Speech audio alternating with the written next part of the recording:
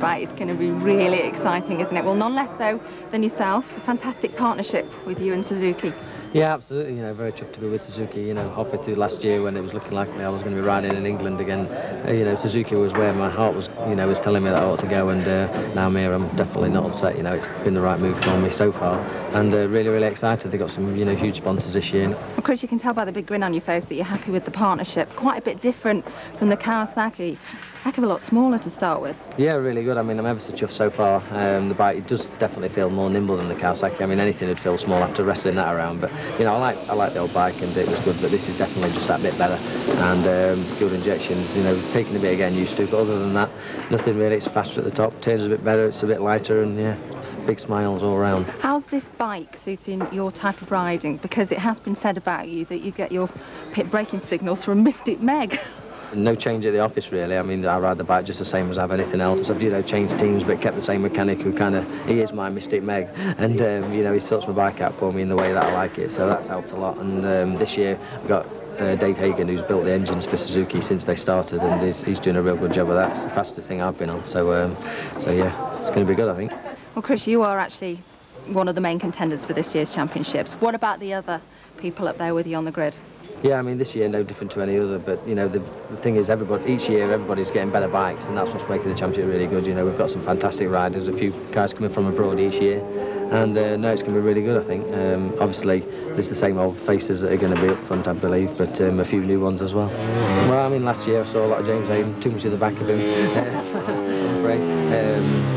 Obviously, we've lost Troy Bayliss, but we've gained Peter Goddard, so that's something to, you know, to think about. But I think week in, week out, Reynolds and Mackenzie's on a better bus than he's been on for the last couple of years, and he's got, you know, a good team behind him, and I figure he's a better rider than Bayliss, so he's going to be tough to beat.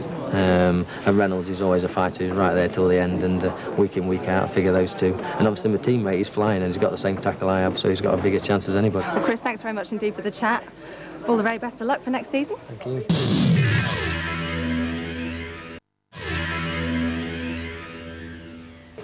Well, talking to John Crawford, Keith's having a chat with him right now. JC, a brand new team, a brand new teammate, and you're fast as well. What's your secret this year? Big wages.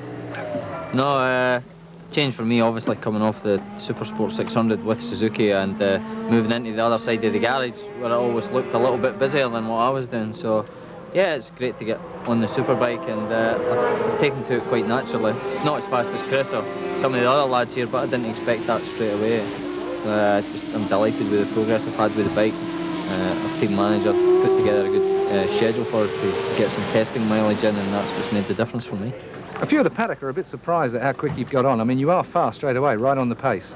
Yeah, I mean, the British 600 Championship is very competitive, as you'll be aware of the fact that in the World Championship, us guys can mix it with A-boys. There's nobody slow in World 600, so I think it's fair to say that any of the top 600 guys will give it a good go on a Superbike.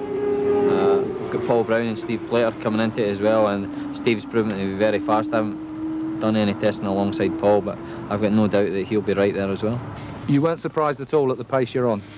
No, I knew if I could get some testing, the team's got the knowledge and the strength behind it, and they're propping me up. They're making the bike go fast, I'm just coming in and complaining about it. What about Chris? I mean, he's come off the back of that Kawasaki ride. He looked like he was going to 500s at one stage. He's joined Suzuki. It was a bit of a surprise when it was announced.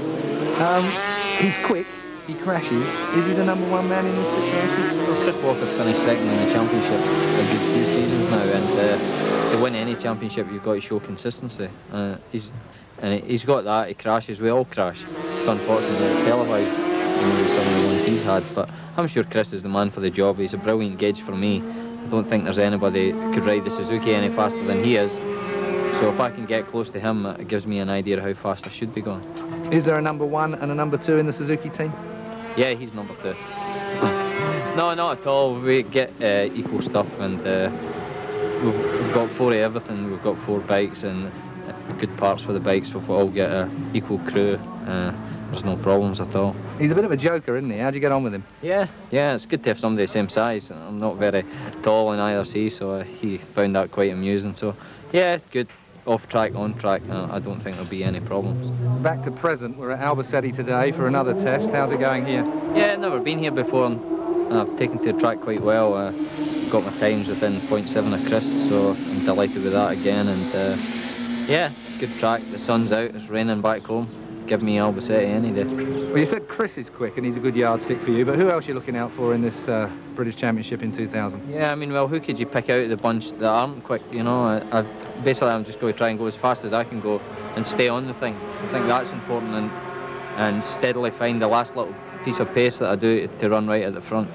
It's always the hardest bit to find the last half second, so I'm not trying to rush in like a bull in a china shop, so just steadily chip away at it and use the experience of the team and Chris's experience to try and get the package I need to win some races. Do you think you're a bit lucky joining the Suzuki team at this point? I mean, new works, motors, everything going very, very well. They're right at the very peak of their development, aren't they? Yeah, I mean, the team's worked really hard over the last 3 years with the Superbikes, and now they're well connected with the factory, and Paul's did a good job. And as you say, the bike's at its best, so what a better time to join it than now.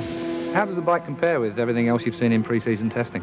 Yeah, well, we've been with the Ducatis here as the first we've actually really, and the Kawasaki's is the first we've actually seen anything. For me, I assume the Suzuki must be better, or Chris Walker wouldn't have left Kawasaki to come to Suzuki.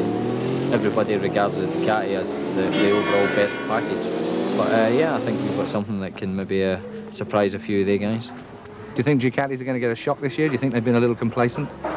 No, I don't think they'll have been complacent, but yeah, it'd be nice to give them a shock. Well, JC, best of luck. Back-to-back 600 and British Superbike Championships. Do you think? I wouldn't be so bold as to say that, but it would be nice. You join us at our third pre-season test location in Spain. Claire spoke to the Rebe Red Bull squad at Cartagena. Well, you guys look pretty contented out there, and particularly you, John. It's going all right for you, isn't it? It is, yeah. It's going okay for James as well. You know, James is quicker at the moment in actual fact, so I've got a bit of work to do. But yeah, it's a good circuit, and the bike's working really well. Have you made many changes to it from last year? Any in-house changes? In the engine, yes, we've made quite a few changes. The boys have been working all winter, and they've got a bit more horsepower than we had last year. And we're working on the suspension now at the moment. That's what we're here for. Right, and well, James last year, obviously on Suzuki. How are you finding the V-twin? Oh, I love it. You know, it's a really good bike. It's a great team, and it's just nice to get out in this sort of weather and just get practicing, just get a good feel for the bike. So yeah, I'm really chuffed. It's not bad standing here in the sunshine, is it really? Let's hope it's like that in Brands Hatch for the first round, eh? I think we'll be lucky. Now, you were particularly unlucky in the last round of last season. Those elbows have been out a bit much, haven't they? Hopefully you'll have a bit more luck this time. Well, we'll see. Yeah, I mean, it's just one of those things. The racing, the way it goes at the moment, it's just elbows and fists all over the place, you know, and it's good fun. There's no hard feelings there at all, is there? No, not really. These twits and twists, you know, that's all. I noticed you were necking a few of those back in the day. Aren't you buzzing a bit? No, you know, if you have a couple, water them down. Why not, you know? We're taking fastest, so come back.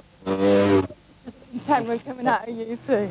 Unbelievable. Well, listen, best of luck for next season, and we shall watch you with interest. Thanks a lot. Cheers.